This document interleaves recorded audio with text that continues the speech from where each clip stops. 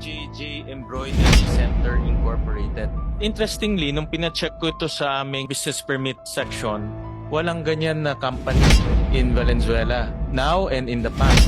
58 San Kanumay Tiago. po. Malapit yan sa bahay namin actually. Hindi ko na po maalala po, Your Honor. May negosyo kayo sa Valenzuela? Dati po, nung kabataan ko po, meron po yung magulang ko po sa Valenzuela po.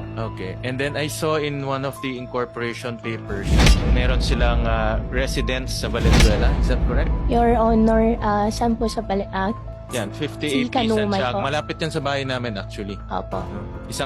Kami 60 Santiago, ito 58. Sa bungad kami, ito sa dulo. Did you reside? Tumira ka ba sa Valenzuela?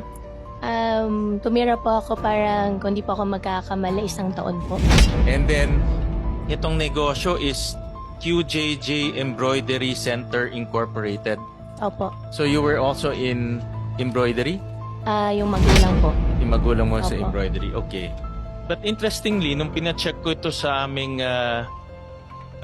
business permit section, walang ganyan na company in Valenzuela. Now and in the past.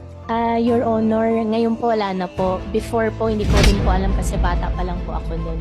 Okay. Opo. Okay. Pasensya na po. Okay. And then, nung pina-check ko itong 58 T. Santiago, itong address is exactly the same address kung saan isa sa mga kaibigan namin nakatira doon.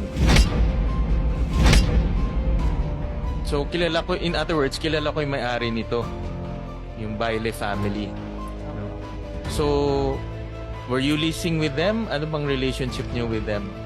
Your Honor, hindi ko na po alam mas bata pa lang po ako. How old were you nung tumira ka doon? More or less? Teenage life po. Mga teenage, within what age to what age? Hindi ko na po masyado maalala po, Your Honor. Okay, teenage. But do you know this family, yung Baile family? Do you know them? Ano pong family po, Your Honor? Ang last name nila Baile. Baile, B-A-Y-L-E.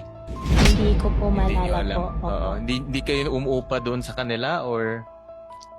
Hindi ko na po maalala po, Your Honor.